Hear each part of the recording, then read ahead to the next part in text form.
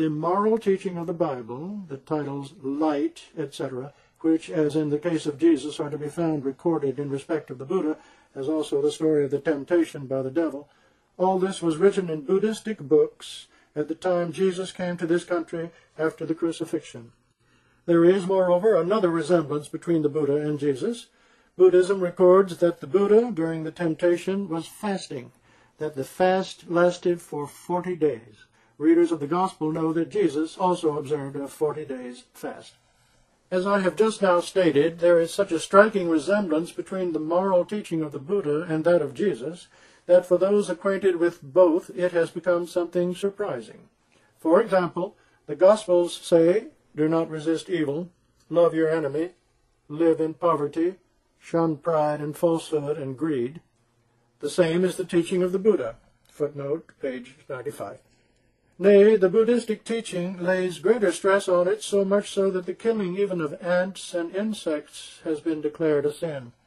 The outstanding principle of Buddhism is sympathy for the whole world, seeking the welfare of the whole of humanity and of all the animals, promotion of a spirit of unity and mutual love.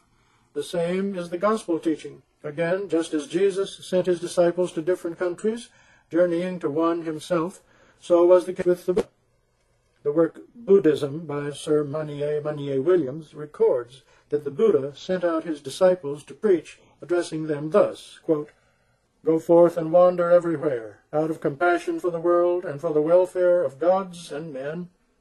Go forth in different directions, preach the doctrine, Dharma, salutary, Kalayana, in its beginning, middle, and end, in its spirit, Artha, and in its letter, Vyanjana. Proclaim a life of perfect restraint, chastity, and celibacy, Brahmacharyam. I will go also to preach this doctrine. Mahavaga 1:11:1. Footnote from Buddhism, the work, Sir Manier Williams, John Murray, published in London, 1889, page 45. The Buddha went to Benares and performed many miracles in that territory. He delivered an impressive sermon on a hill, just as Jesus had delivered his sermon on the mount. Again, the same book states that the Buddha preached mostly in parables. He explained spiritual matters by means of physical analogies. Let it be remembered that this moral teaching and this mode of preaching, that is, talking in parables, was the method of Jesus. This mode of preaching and this moral teaching, combined with other circumstances, at once suggest that this was in imitation of Jesus. Jesus was here in India. He went preaching everywhere. The followers of the Buddhist faith met him, and finding him a holy person who worked miracles, recorded these things in their books. Nay, they declared him to be the Buddha, for it is human nature to try to acquire a good thing for oneself wherever it may be, so much so that people try to record and remember any clever remark made by any person before them. It is therefore quite likely that the followers of the Buddhist faith may have reproduced the entire picture of the Gospels in their books, as, for example, fasting for 40 days, both by Jesus and the Buddha, the temptation of both, the birth of both being without father, page 94 says a footnote, the moral teaching of both calling themselves the light, both calling themselves master and their companions disciples, just as Matthew chapter 10, verse 8 and 9 states, quote, provide neither gold, nor silver, nor brass in your purses. So the Buddha gave the same command to his disciples, just as the gospel encourages celibacy, so does the teaching of the Buddha. Just as there was an earthquake when Jesus was put on the cross, so it is recorded there was an earthquake at the death of the Buddha.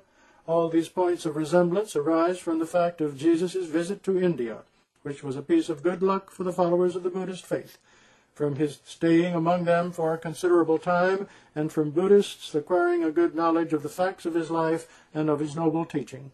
Consequently, it was inevitable that a great part of that teaching and ceremonial should find its way into Buddhistic records, for Jesus was respected and taken for the Buddha by the Buddhists. These people therefore recorded his sayings in their books and ascribed them to the Buddha. It is indeed a wonder that the Buddha, just like Jesus, should have taught his disciples in parables, especially in those to be found in the Gospels.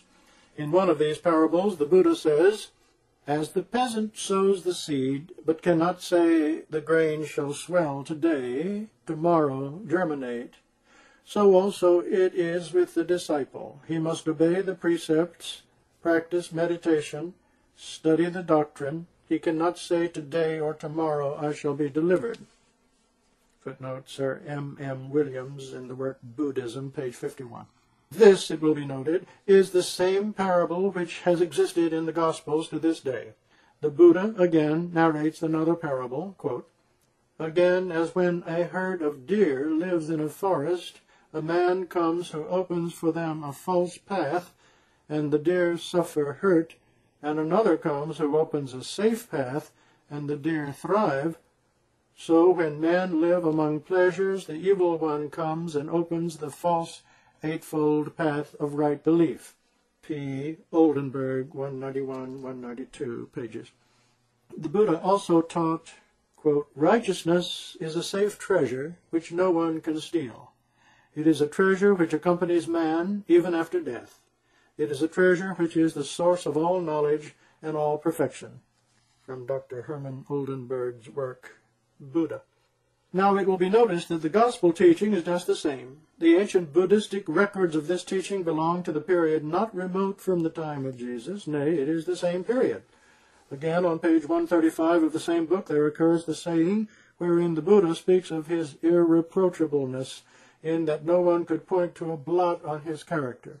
This, too, has a resemblance with the saying of Jesus. Buddhism, on page 45, states, quote, "The moral teaching of the Buddha has a striking resemblance with the Christian. I agree, nay, I acknowledge. Both say, love not the world, nor wealth, do not hate your enemies, do no evil, conquer evil with good, do to others as you wish to be done by. All this points to such a striking resemblance between the gospel and the teaching of the Buddha that it is unnecessary to mention any more details." Buddhistic records also show that Gautama Buddha prophesied the event of a second Buddha who was named Maitreya. This prophecy is contained in Largavati Suttata, a Buddhist record. It is mentioned on page 142 of Oldenburg's book. The prophecy reads as follows: "He will be the leader of a band of disciples numbering hundreds of thousands, as I am now the leader of bands of disciples numbering hundreds." It may be noticed here that the Hebrew words Masiha is the same as the Pali Maitreya. It is a matter of common knowledge that when a word is transferred from one language to another, it very often undergoes a change.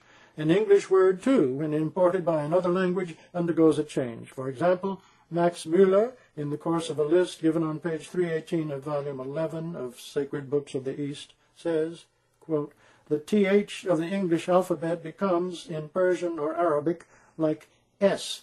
Keeping these changes in view, one can readily understand that the word Messiah became Maitreya in the Pali language, which means that the future Maitreya prophesied by the Buddha is in reality the Messiah, no one else.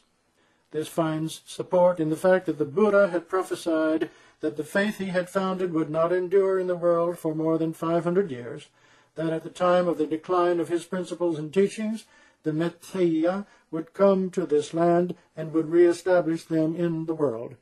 Now we know that Jesus appeared 500 years after the Buddha, and that just as the Buddha had fixed the limit of time for the decline of his faith, Buddhism went into a state of decline at the appointed time. Then did Jesus, after his escape from the cross, travel to this land, and the Buddhists recognized him and treated him with great reverence. There is no doubt that the moral teaching and spiritual exercises taught by the Buddha were resuscitated by Jesus. Christians admit that the Sermon on the Mount of the Gospels and the other moral teachings are the same as had been preached to the world by the Buddha 500 years before. They also state that the Buddha did not only teach moral precepts, he also taught other great truths. In their view, the title Light of Asia applied to the Buddha is highly appropriate. Now, in accordance with the prophecy of the Buddha, Jesus appeared 500 years after, and, as admitted by most Christian scholars, his teaching was the same as the teaching of the Buddha.